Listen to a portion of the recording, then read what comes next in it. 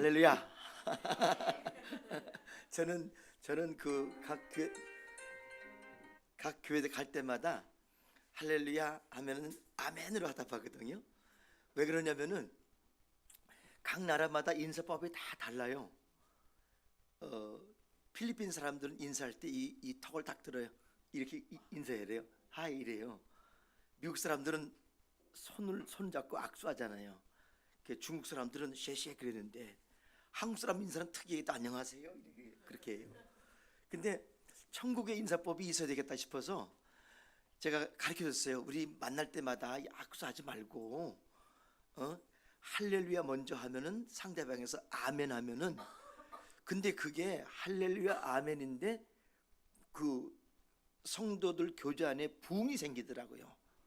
나는 오늘 빛과 소금 교회 부흥이 있기를 간절히 소원하겠습니다. 아멘 할렐루야. 그래서 목사님이 설교하실 때 그냥 아멘보다도 아멘 이렇게 하면은 목사님이 아마 그 설교하실 때 막 힘날 것 같아요. 또 목사님이 어느 때는 또 죽도 쓸 때가 있잖아요. 그때도 아멘 하면은 그 죽이 또 맛있잖아요. 또 소화 잘 되고 아마 그런 역사가 빛과 소금 교회에 있고 정말 보기 드문 사람끼리 만나가지고 부흥의 역사가 있기를, 교회와 선교지에 있기를 간절히 소망하겠습니다. 먼저 기도하시겠습니다. 하나님,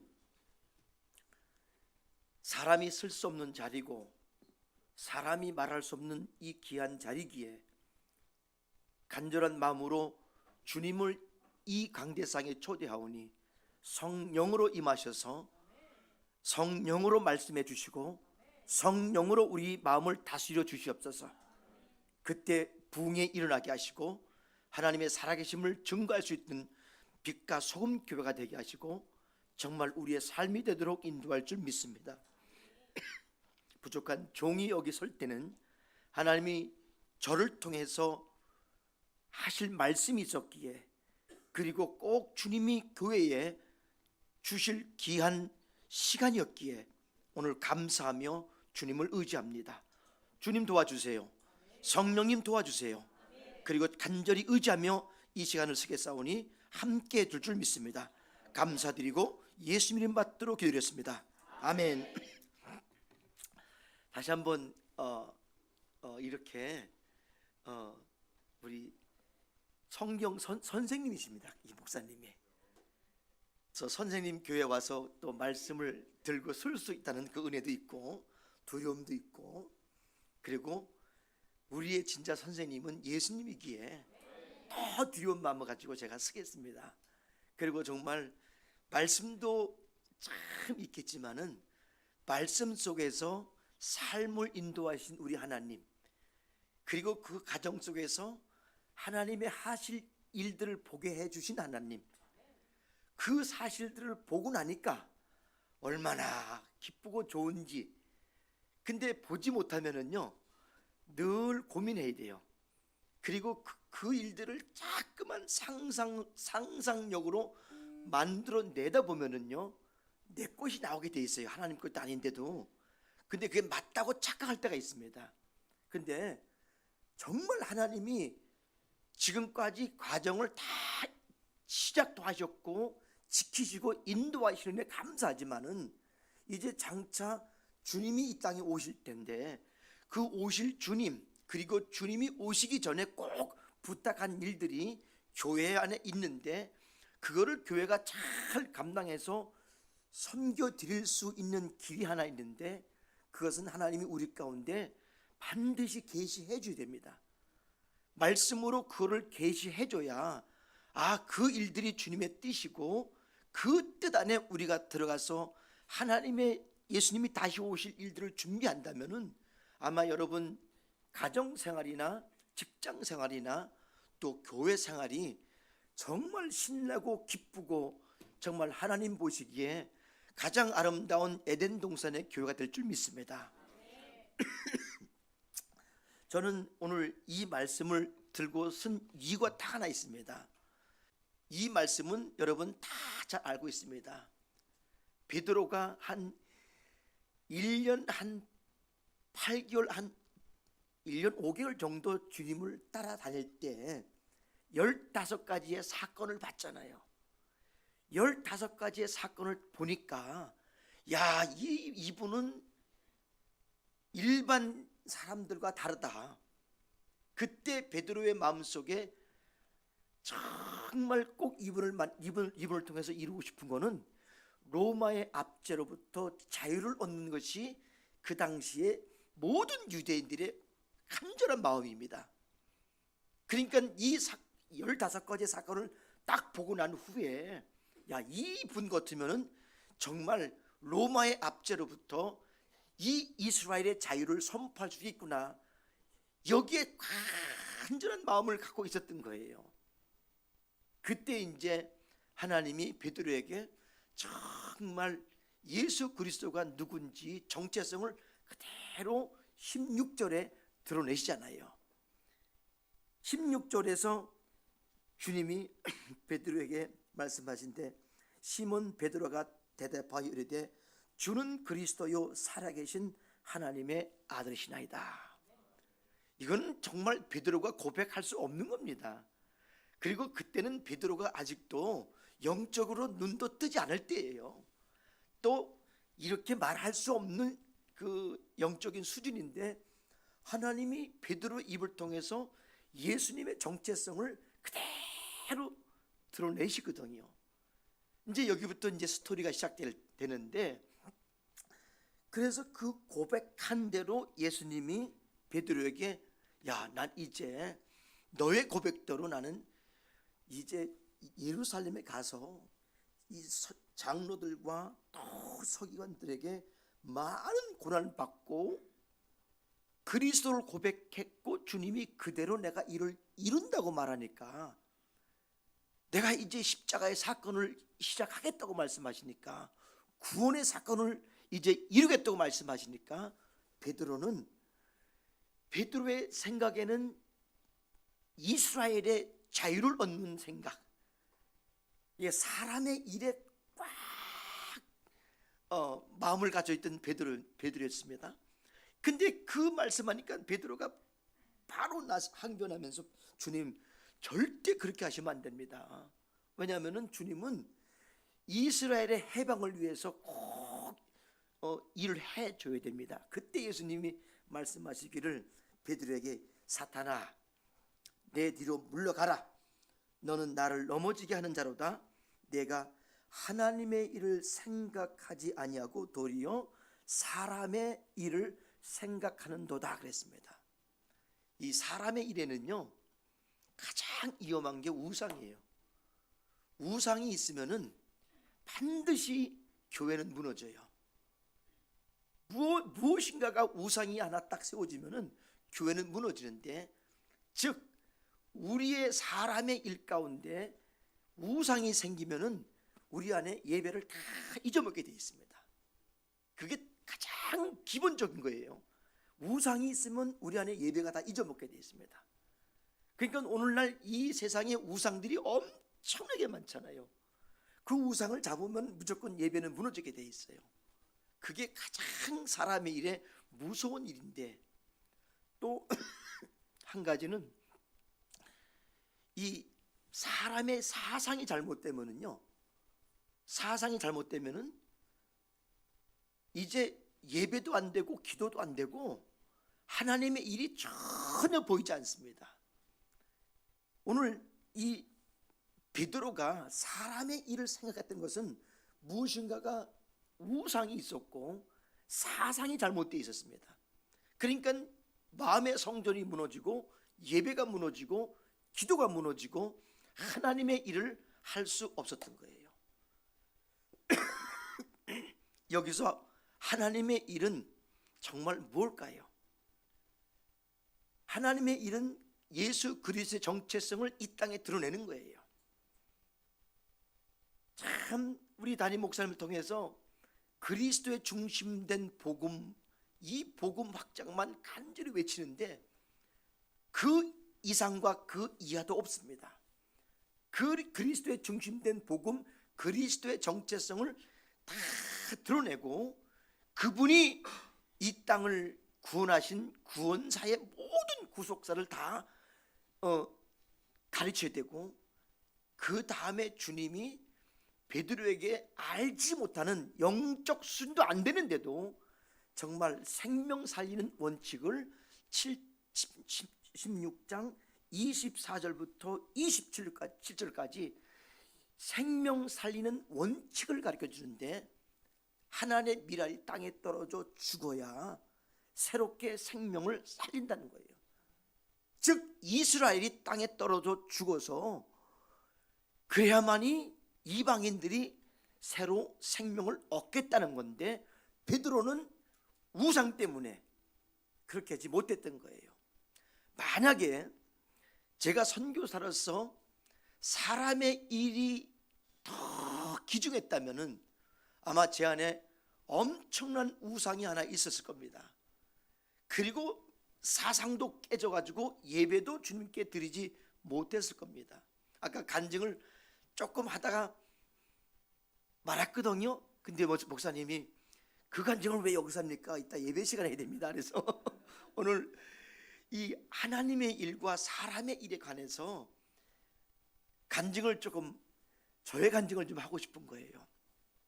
제가 필리핀에서 정말 아무것도 모르고 필리핀 땅에 가서 영어도 안 되지, 영성도 안 되지, 뭐 이제 뭐 신학교 갓 졸업해가지고 준비해가지고 갔는데 뭐 압니까? 한 가지는 그냥 주님을 향한 열정밖에 없었어요. 그리고 제 주위의 모든 조건은 하나도 준비가 안 돼 있습니다. 육신적으로는 병이 들어서 약을 먹어야 되고, 혼적으로는 정말 환경이 뒷받침을 해줄 수가 없어요. 그리고 그 당시에는 교회와 교단도 아무것도 모르고 난 혼자 그냥 필리핀 땅을 밟았던 거예요.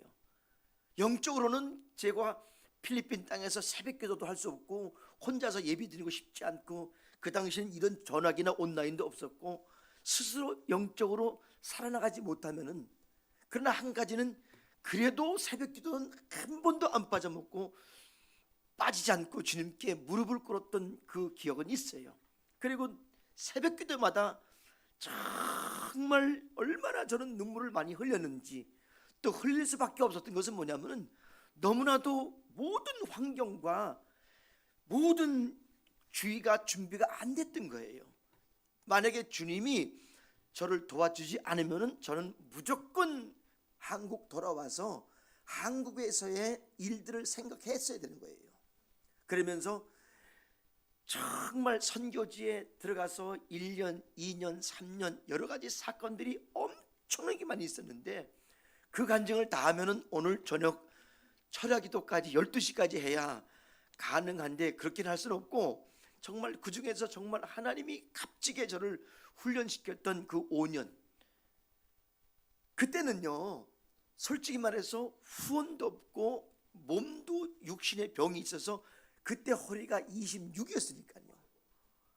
그리고 눈만 튀어나왔으니까요. 바싹 말라가지고 새까맣게 타버리고, 약을 한 주먹씩 먹어야 되고, 또 약 떨어지면 그냥 그 아픔과 매일 밤마다 싸맸던 그런 기억들 가운데, 야, 과연 이 현실과 그 환경을 어떻게 이겨나갈까? 한 가지 방법은 내가 새벽 기도마다 눈물 흘리고 주님을 기도했는데, 그런데도요 그때 5년의 그 어려운 환경들이 저한테는 한 번도 불평과 불만과 어렵다는 말을 해보지 않았어요. 어디서 그런 기쁨이 오는지 모르겠어요. 밥이 없어서 못 먹어도 기뻤고, 돈이 없어서 그냥 선교지를 몇 시간씩 걸어 다녀도 기뻤고, 그리고 아무리 몸이 아파도 그냥 어디서 그렇게 기쁨이 나오는지, 참 그런 기쁨은요 샘물이 없으면은 절대 솟아나지 않습니다. 그나마 그래도 고등학교 2학년 10월 23일부터 예수 믿어가지고, 그리고 정말 고등학교 학생부를 맡고 청년부를 맡고 그 과정 속에서 열심히 복음을 해서 했던 그 조그마한 음물이 제 안에 있었나 봐요. 그 음물이 있으니까 선교 현장 가서 하나님이 그 음물을 뭔가를 터쳐주니까 환경도 어렵고 육신도 어려운데 영은, 내 마음의 영은 얼마나 기쁜지 몰라요. 예를 들면은요, 저요 그 당시에 딱 320불을 저희 형님이 후원해줘요. 방세가 100불이에요. 학비가 100불이에요. 그럼 120불 갖고 120불 갖고 이제 먹고 살고, 근데 거기서 제가 장학금을 또 3명을 도와줘요. 그러면 남은 것이 한 70불 80불 남아요. 그거 가지고 차비하고 먹고 살아야 되는데 한 달을 80불 가지고 산다는 건 상상 못해요. 그러면 거의 집에는, 냉장고에는 아무것도 없고 그냥 물통만 하나 있어요. 물 받아가지고 놓고 그냥 그걸만 마시고 그랬는데, 그때 정말 하나님과 함께 이렇게 교제하면서 하나님, 왜 하나님은 저에게 이런 환경을 허락하십니까? 그 당시에 보통 선교사들은 파송되면 보통 2,000에서 2,500불 정도를 다 후원되어 오는 선교사들이에요. 그러니까 저는 아무것도 없던 상태예요. 그런데 또 성격에 얼마나 고지식한지 어디 가서 밥 달라고 못해요. 돈 달라고 하질 못해요. 제가요. 지금도 그걸 못해요. 저는요. 근데 하나님께 물어봤어요. 하나님, 왜 이런 환경을 주십니까? 근데 그때 주님이 말씀하시는데 너는 배고플 이유가 없다는 거예요. 왜 네가 배고파야 되는 거예요? 아니, 하나님 나 배고프잖아요 지금요. 아니, 너 배고플 이유가 없대요. 그러면서 제 손길과 마음이 성령으로 가게 만드는데, 그때 그러는 거예요. 아, 내가 복음 전하러 왔잖아. 그래가지고 시장 다니고 각각 집집마다 다니면서 성경 공부를 시작했던 거예요. 그때는 언어도 안 될 때예요. 근데 집집마다 다니면서 혹시 당신 집에 성경 공부를 원합니까? 외국 사람이니까 너무 좋아하고요. 성경 공부해 준다니까 필리핀은 이 천주교 배경이 있어가지고 다 저를 집집마다 다 받아주는 거예요. 그 집에서 오늘 성경 공부하면은 저녁 준비할 때까지 성경 공부 안 끝내요. 저는요, 안 끝내요. 밥을 얻어 먹어야 되거든요. 그리고 성경 공부를 언어도 안 돼도 간신히 막 성경 공부를 막 소리도 치고 행동도 하고 막 뭐 연극도 하고 이 성경을 풀어줘야 되니까요. 그러니까 성경을 하나 풀기 위해서 그냥 말과 행동과 그냥 완전 이 온몸을 다 해주는 거예요. 근데요, 언어도 잘 안 통하는데도 성경 공부가 얼마나 은혜스러운지 하나도 안 졸아요. 그리고 다 듣고, 그리고 저녁 먹을 때 되면 벌써 저녁하는 소리가 들려요. 그리고 저녁 됐습니다 하면 끝내버려요. 그리고 저녁을 얻어먹어요. 그리고 또 성경 공부를 해가지고 차가 끊어지게 만들어버려요. 저녁 9시면 딱 끊어지거든요. 딱 끊어지면 못 가니까 자라 그래요. 그 집에 자면 아침은 또 공짜로 또 나와요. 그리고 그 집을 또 나와서 다른 집에 또 성경 공부 가면 점심 얻어먹고, 또 오후 성경 공부해서 저녁 얻어먹고. 그런데요, 진짜 굶지 않고 제가 몇 년을 살았어요. 얻어먹고요. 필리핀 성도의 집에 가서 성경 공부하고 밥을 얻어먹은 그런 일들이 참 있었거든요. 정말 복음 있으면 안 굶습니다. 절대 안 굶습니다. 이 복음 안에 비밀 듣고 복음 안에 밥이 다 있더라고요. 여기 다 있어요. 그래가지고 정말 하나님을 열심히 가르쳤는데, 그 모든 5년이 하나님은 저를 훈련시키는 기간이었더라고요. 제가 이제 간증을 시작하면은, 저는 원래 필리핀 선교사로 작정하지 않았습니다. 저는 안양신학교 성결신학교 공부하면서 저는 미래적인 현실들이 많이 생각나요. 나는 아직도 여기에 있는데 미래에 될 일들이 자꾸만 꿈이 꿔지고, 정말 요셉의 꿈이 저게 있습니다. 선생님요. 신학교 다니면서 맨날 왜 성남에 분당 가서 거기서 그땐 빈 땅이었거든요. 거기서 하나님 내 여기서 개척하겠습니다. 여기서 개척하겠습니다. 그리고 그때 개척한다는 기도 가운데 마음속에는 적어도 나는 몇만 명은 목회한다 그랬어요. 마음속에요.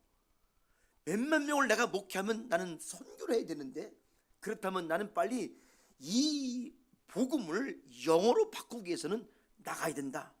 그래서 필리핀 땅을 갔던 거예요. 이 신학을 영어로 완전히 다 바꿔서 한국 목회에서 세계 선교를 나가보려고요. 거대한 꿈을 꾸고 갔는데 세상에 모든 환경이 필리핀에서는 뒷받침이 되지 않아서 육과 혼적인 것, 환경, 영적인 까지 정말 5년 동안 엄청나게 훈련받았습니다. 그리고 그때 찌뿌니 차비가 1페소도 안 됐으니까요, 25원도 안 되는 돈도 없었어요 그때. 그리고 다 걸어다니고 엄청나게 걸어다니고 엄청나게 찢지만 다니면서 정말 성경 공부하는데 하나님이 5년 동안을 그렇게 훈련시키는데, 결과적으로 5년 딱 끝나고 나니까 이제 몸이 견디지 못합니다. 마음의 상태도 혼도 정말 너무너무 환경이 어렵고 영적으로도 물론 어려웠죠. 그러니까 결국은 이 육신의 몸이 그것을 못 견디더라고요. 못 견뎌가지고 이제 거기 신학교를 또 했거든요 저는요. 왜냐하면 여기서 배운 신학 과목을 영어로 다 바꾸기 위해서 신학교를 또 했어요. 그래가지고 이제 신학교를 다 마치고 교수들하고 식사를 하는데, 딱 식사 끝나고 차 운전 시동을 거는데 바로 심장마비가 오는 거예요. 5년 동안 엄청나게 훈련받고. 근데 한 번도 불평 안 했어요 저는요. 한 번도 어렵다고 말 안 했어요.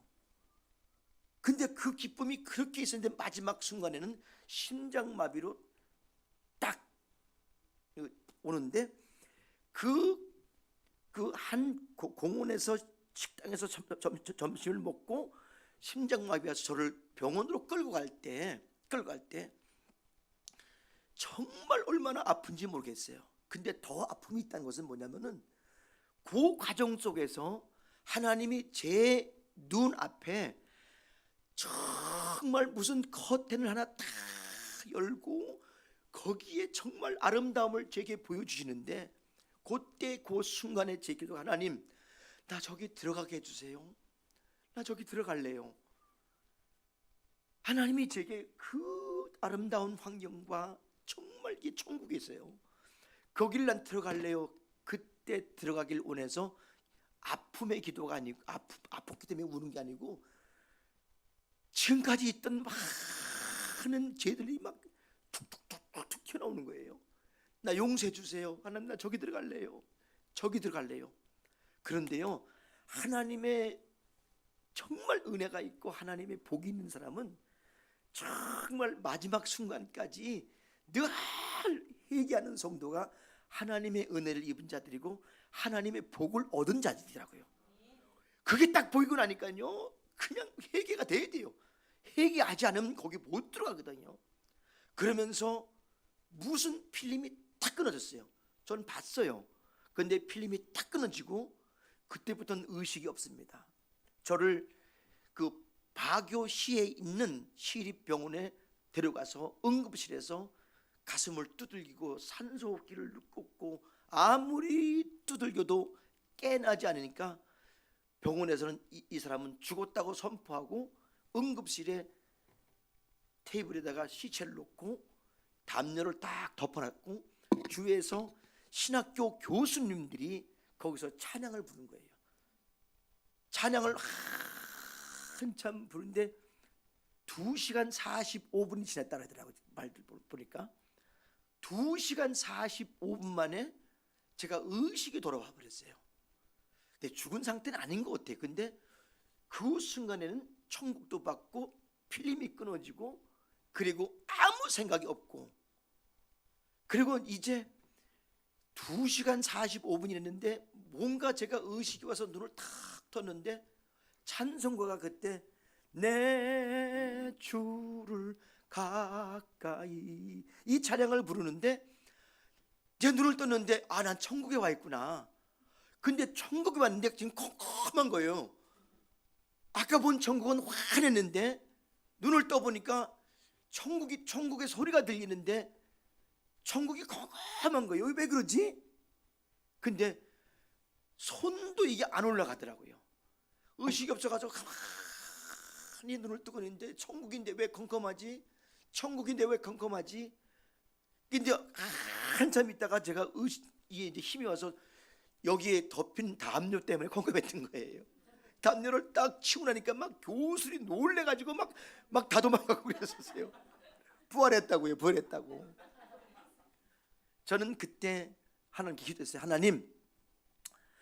하나님은 저를 정말 필리핀 선교에 큰 일 하나가 있었어요. 지금도 그것 때문에 하나님은 저를 거기다 선교사로 심으셨고 필리핀뿐만 아니라 세계 선교에 하나님이 쓰실 일이 있었던 거예요. 근데 저는 그때 깨났지만 하나님께 기도해서 하나님, 저는 오늘부터는요 선교사 못합니다. 하나님 보세요. 내 육신의 몸을 보세요. 이 허리를 보세요. 완전 빼싹 말라가지고 먹지 못해가지고요. 뭐 영양도 안 돼 있죠. 그 다음에 하나님, 제가 영적으로 여기서 견디지 못하겠습니다. 나는 이제 끝났습니다. 나는 가야 됩니다. 그래서 그때 바로 깨나고 그 기도 제목을 가지고, 그러면 하나님 내가 40일 금식을 하겠습니다. 금식을 해서 하나님 응답 안 하시면은 저는 금식으로 그냥 어차피 죽은 인생 생명을 마치겠습니다. 그 사상을 가지고 한국의 양산에 있는 감림산 기도원에 가서 40일 작정기도를 하고 들어갔습니다. 근데 그 작정기도 들어가고 3일째 되는 날 그 기도원에서 트레스 디아스라는 그 영성 세미나를 하는데 금식한 저를 하라는 거예요. 근데 3일째 되는 날 정말 누가 저를 막 깨워요. 새벽에. 그래서 저를 일으켜가지고 손을 잡고 걸어가는데 저 교회 문에서 강대상 거리가 엄청나게 멀더라고요. 둘이 손을 잡고 걸어가는데 강대상까지 가더니만은 하시는 말씀이 너 여기서 무릎 꿇고 기도하라는 거예요. 그때 제가 기도원에 들어가면서 주님께 기도했던 것이 뭐냐면은, 주님, 나를 선교사로 쓰길 원하시면은 내게 건강을 주세요. 건강을 주세요. 그 다음에 영적인 능력을 주세요. 만약에 이 두 가지가 정말 허락되지 못하면은 저는 할 수 없습니다. 못합니다. 근데 그 꿈에 누군가가 나타나서 제 손을 잡고 교회 문을 열고 들어가는데 그 먼 거리를 같이 동행하면서 강대상에 딱 오니까 무릎을 꿇고 기도하라는 거예요. 근데 그 꿈을 제가 3번을 꿨어요. 새벽에만. 그리고 그날의 그 트레스디아스의 그 프로그램 속에서 하나님을 만났는데요, 그냥 제 눈물과 콧물이 여기 서서 우는데도 이게 땅바닥까지 가는 거예요. 막 다른 사람들은 다 끝나도 저는 그 울음이 끝이지 않는 거예요. 막 그 순간이 얼마나 제게는 막 귀한지, 하나님 만났다는 기쁨에 하나님 내게 오셨고 오늘 은혜를 줬고 나는 너무나도 기쁜데 하나님 내가 어떻게 이걸 감당하냐고 막 서서 울었고, 다른 사람들 다 날 보고 있는 거예요. 그 많은 사람들이. 그때 한 20명 정도가 같이 그 세미나 참여했는데, 그리고 또 섬기는 사람이 한 100명 있었는데, 그냥 제가 막 울고 콧물 흘리고 막 눈물과 펑펑 울고 이걸 주체를 못하니까 나를 보고 가만히 있다가 시간이 딱 지나가니까 이제 제가 딱 멈추니까 이제 프로그램을 시작했거든요. 그때 이제 제가 이 고민을 가지고 하나님이 말씀하신 말씀이 무엇입니까? 왜 제게 나타나셔서 저를 강대에서까지 끌고 가서 기도하라 그랬습니까? 그때 저를 정말 그 사랑해 주시는 한 목사님이 미국에서 오셔가지고 상담을 해주더라고요. 이 목사, 저기 금식 멈춰. 그땐 전도사였죠. 이 전도사 금식 끝내. 왜요? 하나님이 너 이미 응답했어. 그게 무슨 말입니까? 하나님이 내게 말씀했는데 너 2가지 기도했잖아. 네가 지금 건강 기도했잖아. 그리고 영적인 능력 기도했잖아. 하나님이 응답해서 아니 무슨 말입니까? 그 목사님이 상담해 주는데 너 필리핀에 들어가서 네 선교 사역이든 남의 선교 사역이든 하나님 보시기에 합당한 선교 사역은 다 가서 섬기라는 거예요. 복음을 들고 가는 발걸음을 아름답게 했다 그랬잖아요. 아름다움이라는 건 뭐냐면 건강이에요. 그리고 자신감이에요. 그리고 주님의 활동력이거든요. 건강이 없으면 그거 못하거든요. 근데 그 모든 일을 다 섬기랍니다. 다 섬기래요. 그 다음에 너 영적인 능력 구했지? 너 기도해. 사실 제가 목이 엄청나게 강하거든요. 그때 그 응답을 받고 필리핀 땅에 들어가서 공항에서 전 그냥 딱 무릎 꿇고 하나님 제가 여기 뼈를 묻겠습니다. 그때부터 5년 지났죠. 그리고 금식기도 하면서 하나님 만났죠. 그러면 응답받고 필리핀 땅에 들어갔죠. 공항에서 무릎 꿇고 하나님 여기에 뼈를 묻겠습니다. 딱 선하고부터는요 진짜 두려움이 없더라고요. 말하면 하는 대로 하나님이 듣고 다 일하시는 거예요. 하나님 이것을 원합니다. 하나님 다 주십니다. 하나님 이것을 하기를 원합니다. 주의 영광이 있게 하겠습니다. 그러면 거기에 합당한 일들을 다 하나님 만들어 주시고 지금 37년 동안 필리핀에 있으면서 5년을 훈련받고 거의 30년 이상을 하나님과 동행하면서 기도의 응답을 받고 지금까지 왔거든요. 그때는 정말 멋모르고 했는데도 하나님은 은혜를 주시고 훈련을 시키시고 그러면서 지금까지 가정을 쭉 오면서 하나님이 제게 정말 마지막 사역을 보여주시는 거예요. 처음에는 필리핀에 있는 교회를 일으키고 세우고 제자를 양육하고 이제 사역이 무슨 사역이냐면 필리핀 땅에 성령 운동을 위해서 지금 목회자 훈련을 하고 있잖아요. 이제 우리 필리핀 사역자들이 아마 필리핀 땅에 엄청난 일들을 해낼 겁니다. 이제 우리가 부족한 말씀이 있을 때마다 목사님 한번 다 강의해 주시면요 그냥 저와 우리 필리핀 목사들이 눈이 한번 열려가지고 꼭 한 단계 한 단계 꼭 가는 모습들이 얼마나 멋있는지 모릅니다.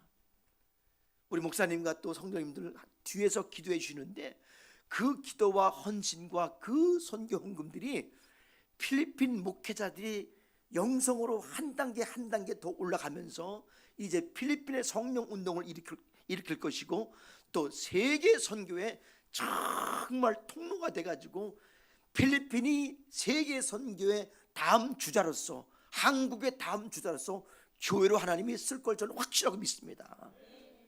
그 일 때문에 하나님은 저를 보내셔서 훈련을 시키시고 지금 그 일 때문에 저는 솔직히 말해서 사역 때문에 어디를 꼭 가지도 못하고 꼼짝 못합니다. 그 사역 때문에.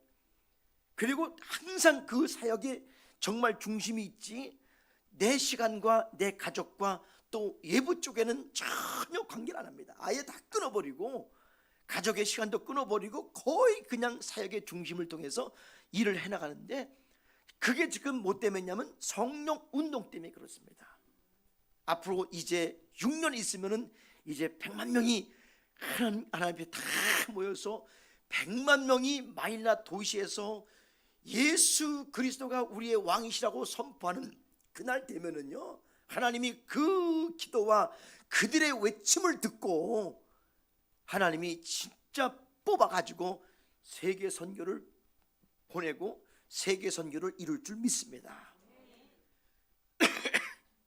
만약에 제가 사람의 일이 정말 중요했다면은요 저는요 제가 돈을 맞으면 저는 진짜 엄청나게 부자가 될 수 있습니다. 하나님이 그런 그런 눈도 줬어요. 근데 그 눈을 다 하나님이 가려버리게 하시고 하나님의 일을 보여주시는데, 그러니까 오늘 하나님의 정체성을 하나님 자신이 베드로에게 보여주시고 그 정체성에 의해서 구원의 사건을 이루시고, 구원의 사건을 이루는데 생명 살리는 원리를 가르쳐 주시고, 그리고 장차 다시 오실 예수님을 베드로에게 다 보여주시고 준비하는 거예요. 여러분, 정말 이 시간은요, 주님의 뜻과 주님의 일들을 다 계시받아야 되고, 그리고 장차 주님이 오실 일들을 봐야 되고, 그 일만 보고 그 일만 분명하게 우리의 신앙과 우리의 영적인 눈으로 떠져서 그 일을 볼 수만 있다면은, 그러니까 베드로는 그 당시는 그것을 몰랐잖아요. 예수님 만날 때는 큰 병아리 같은 제자였고, 조금 예수님의 사건을 보니까 이 사람은 우리의 육신의 일에 큰 도움이 될 것 같은 분이었고, 그래도 예수님의 부활을 통해서 성령을 받고 성령 받은 후에도 아직도 자기들의 일밖에 모르던 베드로의 사건인데, 그런데 마지막 순교 마지막 전에 AD 64년도에 베드로 후서를 쓰면서 그때 예수님이 내게 보여준 것이 비밀이었구나, 이러한 비밀만 정말 영의 눈을 뜨고 볼 수만 있다면요, 우상은 아무것도 아닙니다. 그리고 인간의 사상과 생각 아무리 드러내도 그것은 아무것도 아닙니다. 다시 한번 제가 정말 부탁할 것은 뭐냐면, 나 자신한테도요, 우상이 있으면 내 안의 성전은 다 무너집니다. 그게 성경 역사입니다. 이스라엘 백성들이 정말 우상을 섬기니까 그 해에 그 달에 교회는 왕창 다 무너집니다. 이스라엘 백성들이 말 한 번 잘못한 것 때문에, 특히 지도자들이 말 잘못한 것 때문에 진짜 교회 예배가 다 무너지는 사건들이 이스라엘 예배 사건인데, 이 성전과 예배가 무너지면 그때부터는 거기에는 하나님의 뜻도 또 하나님의 일도 하나님의 장차 오실 그분을 볼 수가 없습니다. 그 사실 때문에 예수님은 베드로에게 하나님의 정체성을 잘 가르쳐주고, 그리고 그 정체성에 의해서 구속사의 모든 것을 구약과 신약을 통해서 다 보여주시고, 그 구속사를 이루는 생명 살리는 원리를 가르쳐주는데, 거기는 하늘의 미랄이 땅에 떨어져 죽는 사건, 반드시 십자가를 내가 지고 주님을 따라가야 되는 사건들, 그리고 나의 모든 것을 다 포기하고 그냥 내려놓고 정말 주님을 향해서만 가야 되는 그런 발걸음이 우리 안에 있기를 간절히 소원하겠습니다. 그리고 장차 이제 곧 오십니다. 저는 지금까지 사역을 딱 보면은요, 5년 동안 정말 아무것도 모르고 하나님의 훈련을 받았는데, 그때 훈련은 어떤지 아십니까? 어제 저녁에 조금 간증했지만 또 다른 간증이 있는데, 비가 엄청나게 많이 옵니다. 그리고 그 선교지를 가려면 산을 몇 개 지나가야 됩니다. 그래서 산 옆을 타고 가다가 저희 사는 집에서 선교지까지 차로 1시간 반을 가야 돼요. 그리고 걸어서 거의 1시간 반을 들어가야 됩니다. 태풍 칠 때는 차가 아무도 안 옵니다. 운행을 안 합니다. 사람도 없습니다. 근데 그날이 토요일이고 주일날 예배를 드리잖아요. 저는 선교사입니다. 하나님, 이 비 때문에 선교지를 가지 말아야 됩니까? 주님은 절대 가지 말라고 말 안 해요. 가래요. 그리고 배낭을 메고 그 먼 거리를 보통 차로 1시간 반 가면 비 때문에, 비가 한번 태풍이 치면은요, 그냥 흙이 바람과 함께 날리면 때리면 엄청나게 아픕니다. 아무도 없는데 그냥 배낭 미고 혼자 산을 걸어갑니다. 저는 한 번도 선교지를 빠져먹은 적이 없어요. 왜냐하면 그날은 주님의 날이기 때문에 저는 정말 주님의 날을 참 사모해요. 나는 반드시 주님 오실 때 난 그날에 꼭 거기에 가야 돼요. 그래서 주일 예배를 한 번도 안 빼주고 토요일 가는데 태풍이 엄청나게 비가 많이 오는데, 그래서 산 줄기를 타고 가는데 세상에 갑자기 산이 툭 그래요. 이게 지금 산이 무너지는 거예요. 툭 그래요. 야, 이 산이 무너지는 거예요. 무너지면 산 낭떠러지가 어마어마하거든요. 거기서 그냥 배낭을 미고 막 달리는데 그냥 소리치는 거예요. 이야! 달리는데 세상에 달리고 점프를 탁 뛰니까 그냥 그 산 3분의 1이 왕창 내려앉아버리는 거예요. 산사태 나버리는 거예요. 그리고 딱 거기를 보니까 그냥 웃음만 나와요. 아, 살았다. 웃음만 나와요. 거기 딱 산사태에 쓸려나가면 시체도 못 찾습니다. 그냥 거기가 내 공동 묘지가 되어야 됩니다. 이런 사건들이 엄청나게 많거든요. 그것도 산속에 그 원주민들의 가지고 있는 특이한 종교가 있어요. 페가니즘이라고. 한국에 한 50년, 60년대 외국 선교사들이 와서 한국 문화에 많이 힘들었던 그런 상황이 동일하게 일어나는데, 들어갈 때마다 무엇인가가 지금 영적인 사건이 터지니까 막 제 몸이 온몸이 괴로운 거예요. 들어가면요. 거기 나오면 괜찮아요. 들어가면 또 괴로워요. 그 희한한 그 영적인 사건이 나더라고요. 또 저와 동료인 그런 일반 대학생이 하나 있었는데, 그분이 들어가면 항상 치질이 나와요. 저는 몸이 괴롭고, 나하고 함께 간 전사님 한 분은 또 머리가 아파서 감당을 못해요. 들어가면요. 그냥 아예 쓰러져요. 들어가면요. 그런 영적인 사건이 심한 동네거든요.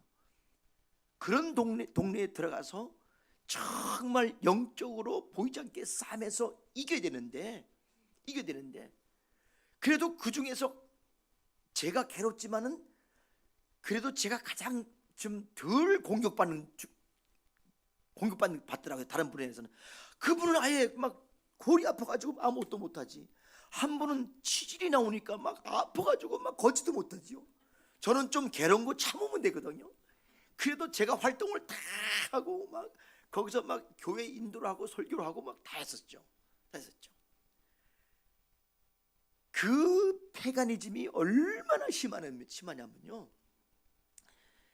이 죽은 사람을 시체를 놓고 돼지를 잡아서 쓸개를 빼서 읊으면은요, 주문을 펴면 이 죽음의 영이 이 제주한테 딱 와요. 이게 남자든 여자든 요 죽은 사람의 목소리를 그대로 다 내요.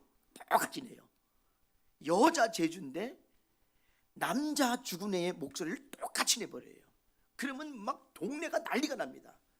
이제 이 죽은 애의 영이 왔기 때문에 이 제주의 모든 권한이 있어서 제주가 돼지 몇 마리 잡어, 소 잡어, 돈이 없어도 잡아야 되고, 또 제주가 명령하는 대로 모든 것을 다 이뤄야 됩니다. 자, 그런 사건 속에서 선교사의 이치를 잘 봐야 되는데, 거기에는 성도들도 없죠. 있어봤자 청년들 몇 명, 또 우리 선교팀들 몇 명 같이 매주 토요일마다 들어가가지고 선교하는 팀들인데, 그들과 싸움에서 이긴다는 게 이게 쉽지 않은 거예요.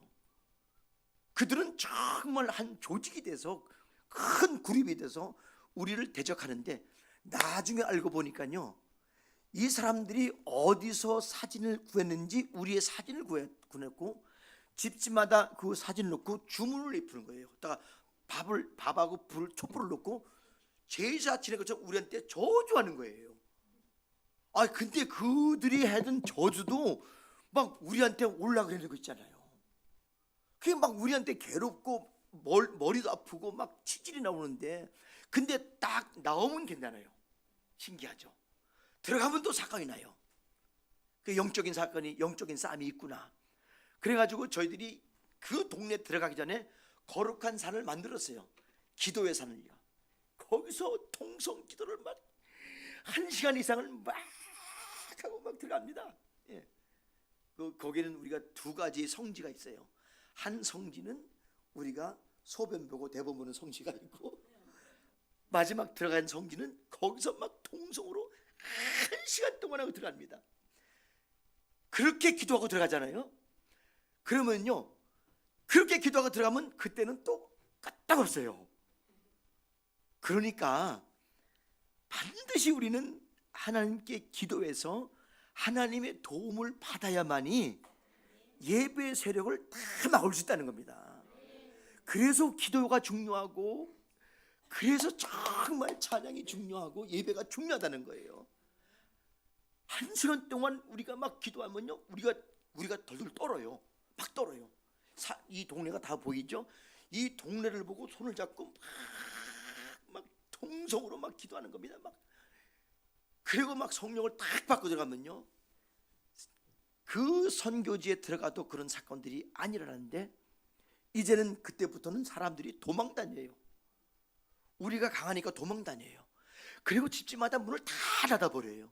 그리고 신방 가면은 사람이 있어도 없는 것처럼 가만히 있어요. 이게 실례합니다, 실례합니다 문을 두들도 가만히 숨어 있어요. 그리고 필리핀 우리 통역해주는 두 자매들은 여기 사람이 없습니다 그러는 거예요. 사람이 없긴 왜 없어요? 저는 가서 문을 확 열어버려요. 들어가지고 딱 들어가지고 할렐루야 그러면요, 다 놀래가지고 들어 나와요. 왜냐면 숨어 있다고 우리가 그냥 가버리면은 우리는 숨은 사람을 찾아야 되거든요.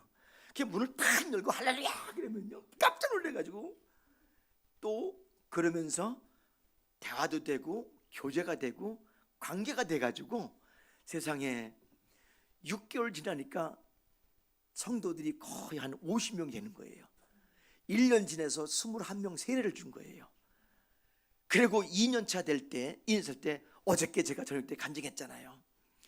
애 하나 준 것 때문에 페가니즘과 기독교가 그 샤머니즘과 전쟁을 해가지고 전쟁에서 이겼어요.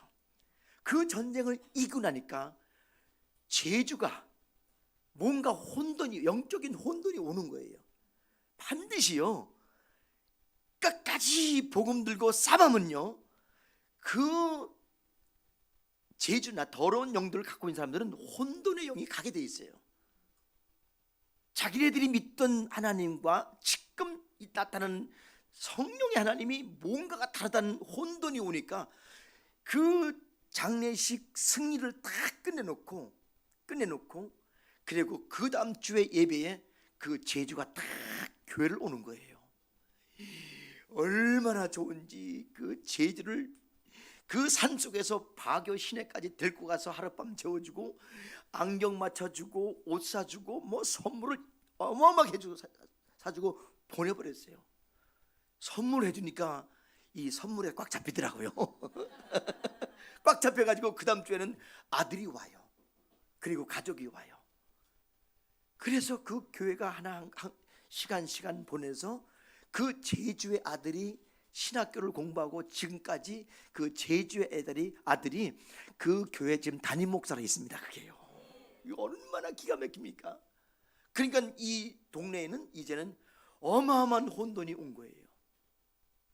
제주의 대표가 교회 나왔고 그 아들이 신학 공부해서 목회자가 되고, 그리고 그 교회를 통해서 청년들이 변화가 생기니까 동네가 정말 많은 변화가 생기는 거예요.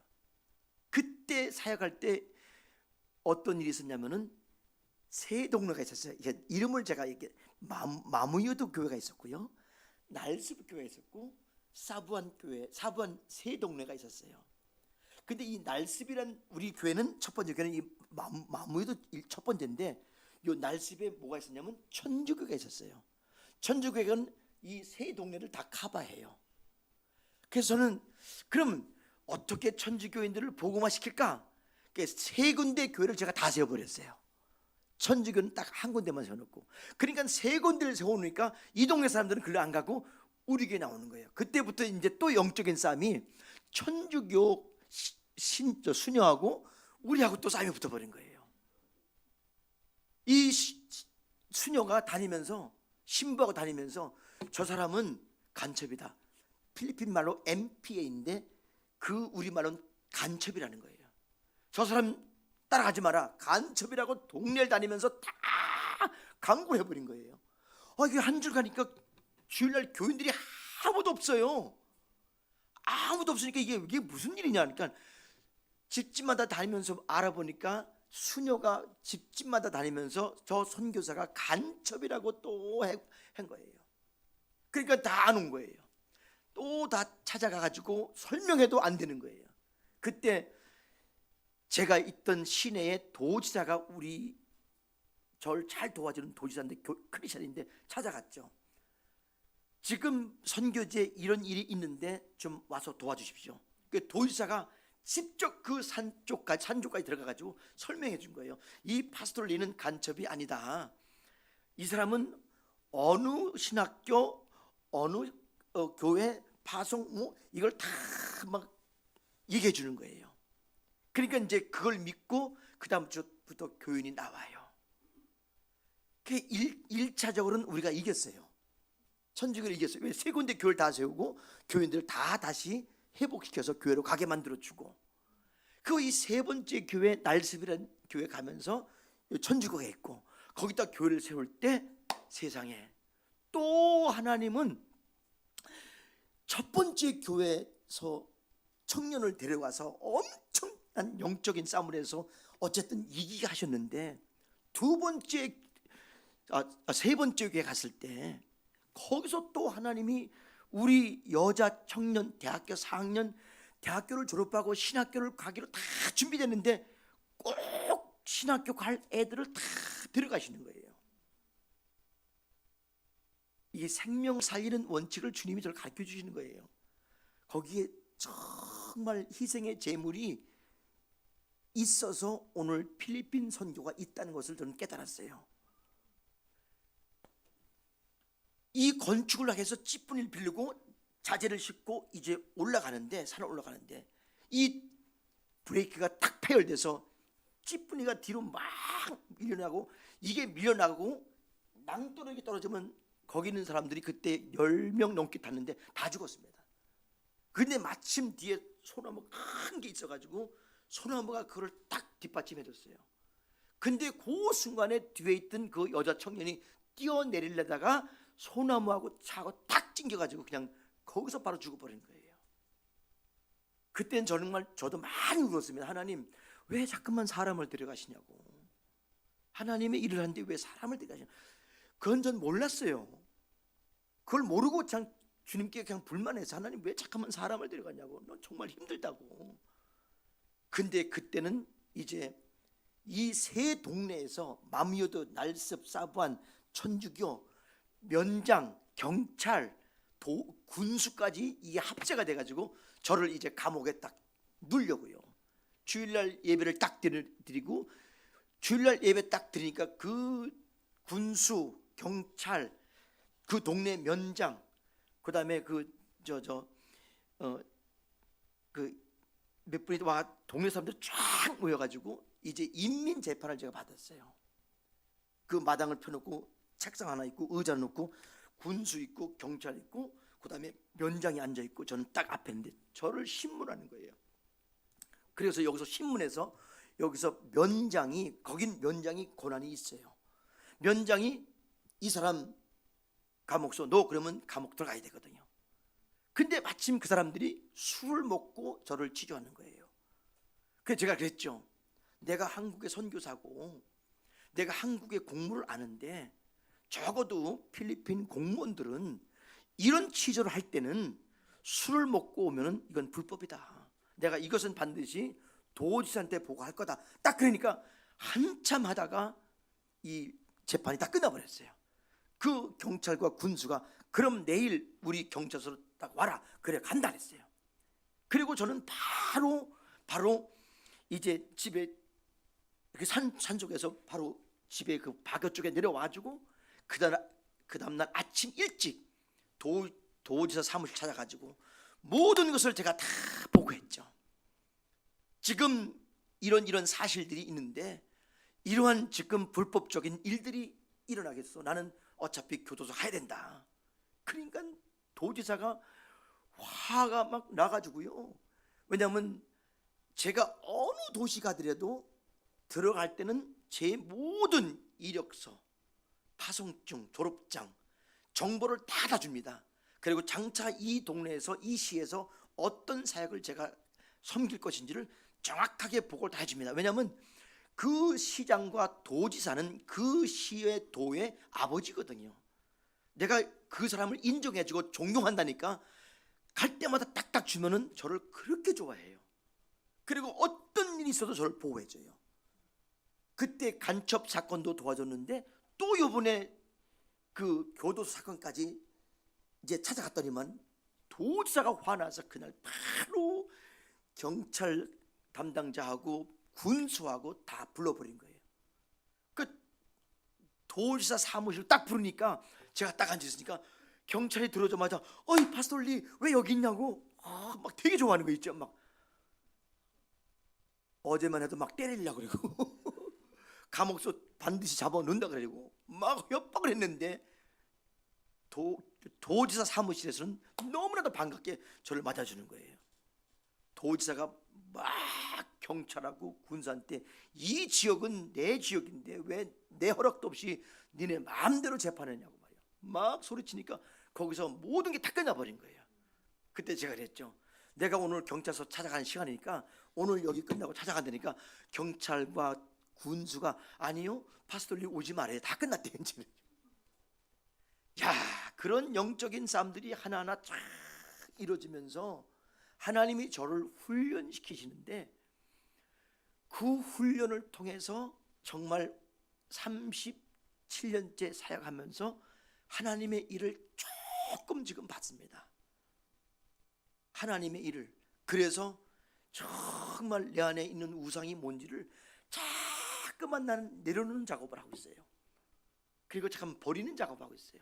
아무리 우리 선교센터가 크고 많은 일들을 했거든요. 유명해지려면 엄청나게 유명해질 수 있는데 그냥 무명하는 게 좋아가지고 안 나타나는 게 좋아가지고 다 숨기고 그냥 살고 있는데 이제는 내 안에 있는 우상들을 하나하나 놓기 시작하는데 난 이 말씀 보면서 야, 내가 하나님의 일을 반드시 봐야 되겠구나. 그러면서 정말 목사님 올 때마다 강요해주면 한 단계 한 단계 업그레이드해서 하나님의 일을 보게 되는데 지난번에 룻기서를 보면서 정말 보리추수와 밀추수를 설교하면서 야, 우리가 장차 이제 밀추수의 마지막 시간이구나. 그게 여름절기구나. 그 강의를 딱 들으면서 얼마나 저와 필리핀 사역자들이 은혜를 얻었는지. 여러분 죄송해요 우리 목사님 잠깐만 제가 뺏어가서 근데 저는 목사님한테 부탁했습니다. 목사님 이런 말씀은 머물러 있으면 안 됩니다. 제가 통로가 되겠습니다. 그게 제가 임철 목사님을 나의 선생님으로 제가 모셨잖아요. 내가 통로가 돼서 많은 목사님들이 이 사실을 보고 영적으로 깨어져 가지고 하나님의 일들을 볼 수만 있다면은 사도 바울은 28년도죠. 1년 한 5개월 따라다니고 그때 하나님이 보여줬는데 몰랐잖아요. 30년 거의 지나가지고 그때 베드로 후서를 쓰면서 이게 하나님의 비밀이구나. 베드로는 늦게 봤지만 우리는 일찍 볼 수 있잖아요.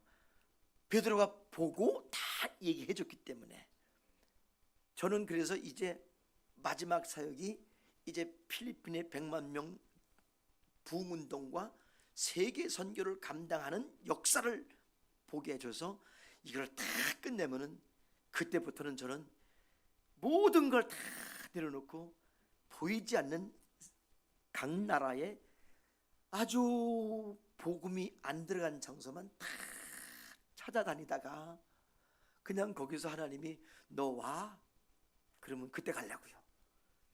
근데 그게 꿈이 돼가지고 막 소망이 돼가지고 이제 막 그게 기쁨이 되는 거 있죠. 예, 저는 막 다녀야 돼요.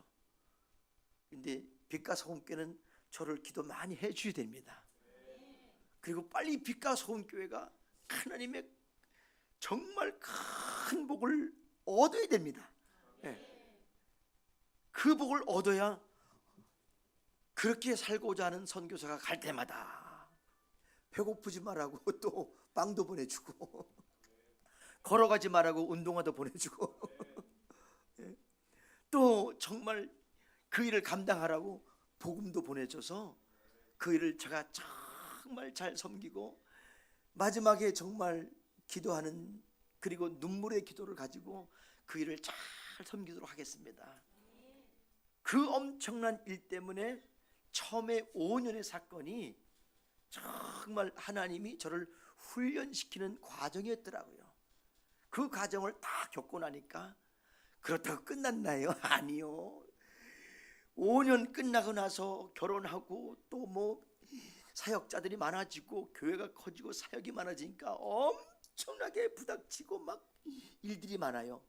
그런데 두 번째 단계는 하나님이 저를 어떻게 또 훈련시켰냐면요, 5년 훈련받고 목회자를 뛰어들어가서 열정 가지고 5년이면 내가 천명대 할 수 있어 막 소리치고 열심히 뛰고 막 애들 후드로 잡고 막 늦으면 문 잠궈버리고 막 별일을 다 했습니다. 제가요,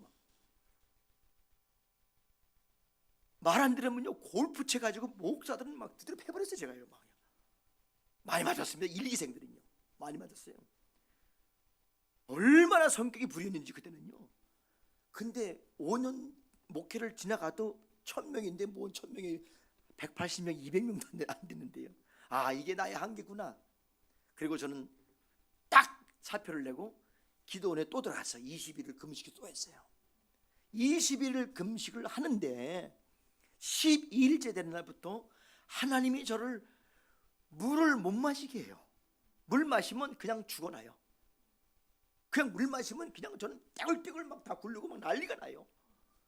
안 마시면 안 되잖아요. 10일째 되는데. 근데 물을 못 마시게 하는 거예요. 그런데 새벽마다 세상에 눈을 떴는데도 칼과 불이 들어와요. 난 5년 동안 그렇게 죽으라고 훈련받았으면은 그게 끝인 줄 알았어요. 근데 장차 있을 일들이 있는데 칼과 불이 들어와요.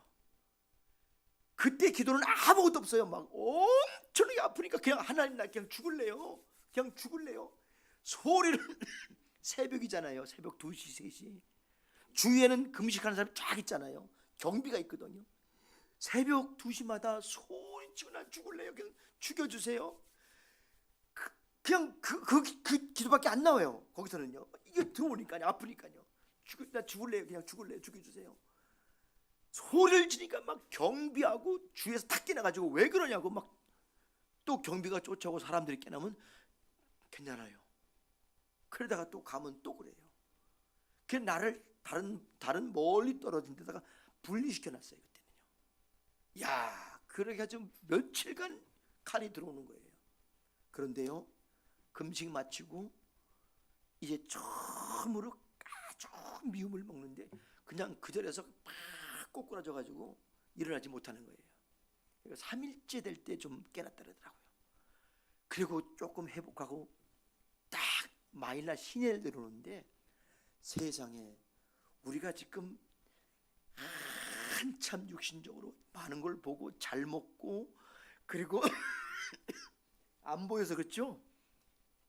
영적으로 그렇게 쫙 준비되면요, 이 세상 가면 더러운 것들이 냄새가 엄청나게 심합니다. 막 내려오자마자 막 토하는 거예요. 막 더러운 것 때문에 막 토하는 거예요. 막 진짜 막 더러운 게 막 보이는 거예요. 근데 우리는 그걸 못 느끼고 사는 거예요. 야, 이런 데서 우리가 살아서 이겨야 되는 거구나. 여기서 못 이기면 우린 끝이구나. 교회에서 일어나는 일들은 아무것도 아닌 것들이에요. 그때 하나님이 전때 칼과 불이 들어오면서 가르쳐 준 게 있는데, 너는 필리핀의 선교 철학을 가르쳐 준 거예요. 그 철학이 뭐냐면은 손해봐라. 돈도 손해보고 마음도 손해보고 다 손해보라는 거예요. 그리고 기다려라. 너는 절대 사람을 변화 못 시킨다. 성령이 변화시킬 때까지 기다려라. 이 두 가지가 제 선교 철학인 거예요. 손해보고 기다리자. 돈 속이는 게 다 보여요. 이 새끼 너 돈 가져갔지? 그러면 관계 깨져버리잖아요. 그냥 손해보는 거예요. 손해보고 돈이 필요하겠지. 다 손해보고 기다리는데, 이 선교 철학이 이 필리핀 37년도의 선교 사역을 일으키고 사람을 일으키고 부흥을 일으키고 장차 정말 필리핀이 세계 선교를 감당하는데 조그마마 하나님이 우리 선교를 쓴다는데 얼마나 감사한지 모르겠습니다. 여러분, 칼과 불이 들어오기 전에 손해보고 기다리시길 바라겠습니다. 칼 들어와 봐요. 그냥 죽겠다고만 기다리는 나는 나 죽을래요. 그냥 죽여주세요. 그래서 죽으라는 거예요. 그게 너 죽으라는 거예요. 그 내 안에 타는 그 육신적인 열정과 사상과 생각과 더러움들이 얼마나 강했으면 하나님은 그렇게 나를 찔러놔야만이 되는가. 거기서 딱 거꾸로지니까. 그리고 가서 교회를 딱 들어갔는데요, 교인들이 다 이쁜 거예요. 나한테 막 정말 뒤에서 막 수석거리고 나한테 나쁜 말 했는데, 저 사람 분명 나쁜 사람인데 내 눈에는 그 사람이 다 좋아 보이는 거 있죠. 다 이뻐요. 다 이뻐요. 사고 쳤는데도 이쁘고요, 잘못했는데 이쁘고요. 그때 뭐가 없었냐면 질투가 없어져 버렸어요. 질투가 없었어요. 그때 미움이 없어져 버렸어요. 다 이쁜 거예요. 그리고 어떤 사역을 해서 아무리 실수해도 그게 이쁜 거예요. 근데 게으른 건 안 이쁘더라고요. 게으른 건 그건 가차없이 전망 야단칩니다. 근데 열심히 했는데 열매 못 맺고 실패하는 건 절대 부끄러움도 아니고 다 이쁜 거예요. 하나님이 그렇게 5년 훈련시키시고, 그리고 그렇게 불과 칼이 들어와서 나의 육신적인 혼적인 걸 다 태우시고 찔러서 잘라버리시고, 그리고 이제 세 번째 사역이 우상을 버리는 작업을 해주시는데, 그러면서 제가 느낀 게 뭔지 아십니까? 하나님이 지금 나를 쓰기를 원하시는구나. 우상을 버린다는 것은요, 성전을 새롭게 한다는 거예요. 그리고 마음의 사상을 하늘의 사상으로 딱 갖는다는 것은 예배를 회복해 준다는 거예요. 그 성전과 예배가 회복만 된다 그러면은요, 필리핀 부흥 사건, 필리핀 교회가 세계 선교 담당, 원주민 사역 속에서 복음 전하다가 거기서 발걸음을 멈춰지면은 천국 가는 사건들, 그거는 정말 엄청난 하나님의 영광이기에 난 그거를 잡고 기도하겠습니다. 사랑하는 우리 빛과 소금교회 성도 여러분, 정말 여러분의 기도와 헌신, 그리고 목사님을 통해서 정말 복음을 가르쳐주고 장차 하나님의 주님이 하실 일들을 가르쳐 주시니 감사하고요, 저희들도 열심히 기도하겠습니다. 사랑하는 교회 성도님과 또 목사님, 필리핀과 부족한 저와 필리핀 사역자들 위해서 기도 많이 해주시면은 그 열매를 함께 거두도록 주님께 영광 돌리겠습니다. 감사합니다. 하나님 아버지 감사합니다. 하나님이 시작하시고 과정도 만드시고 결과까지 만들기 위하여 지금 이 시간 온전한 자리에 서게 하심을 감사합니다. 성전의 회복과 예배 회복을 주셔서 마지막 사역을 잘 감당할 수 있도록 은혜를 베풀어 줄 믿습니다. 오늘 빛과 소금 교회에 은혜를 베풀어 주시고 기름을 부어 주시고, 이제 이 매일 저녁 예배가 주의 성령의 기름의 바다가 돼서 거룩한 일들을 감당함에 있어서 하늘의 복과 땅의 복을 다 얻는 귀한 교회가 되도록 인도할 줄 믿습니다. 부족한 종의 입술을 통해서 이 강대상을 쓰게 하신 주님 은혜 감사합니다. 걸러낼 말씀을 다 걸러내시고 필요한 말씀만 우리의 마음속에 남겨주시옵소서. 주님 영광 돌립니다. 찬양받아 주시옵소서. 감사드리고 예수 이름 받도록 기도드렸습니다. 아멘. 계신 목사님들이나 성도들과